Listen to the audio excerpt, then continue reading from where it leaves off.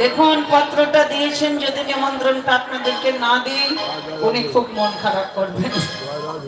হরে কৃষ্ণ, একটু ধৈর্য ধরবেন, নিমন্ত্রণটা গ্রহণ করবেন। 24 প্রহর ব্যাপী তারক ব্রহ্ম মহানাম যজ্ঞানুষ্ঠান এবং রাধা গোবিন্দের অষ্টকালীন লীলা স্মরণ উৎসব অঙ্গন চারাবাড়ি, কর্মকার পাড়া, নাথ মন্দির প্রাঙ্গণ, চারাবাড়ি,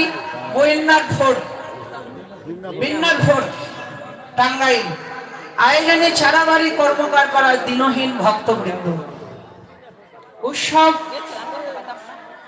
অনুষ্ঠান সূচি: 11 পৌষ সোমবার শ্রীমদ ভাগবত পাঠ অন্তে নাম যজ্ঞের অধিবাস। 22 পৌষ মঙ্গলবার অরুণোদয় হতে 24 পৌষ বৃহস্পতিবার নিশি অবসান পর্যন্ত 24 প্রহর ব্যাপী শ্রী শ্রী তারক ব্রহ্ম মহানাম যজ্ঞানুষ্ঠান। 25 পৌষ শুক্রবার রাধা গোবিন্দের অষ্টকালীন লীলা কীর্তন। 26 পৌষ শনিবার মহাপ্রভুর ভোগরাগন্তে মহাপ্রসাদ বিতরণ।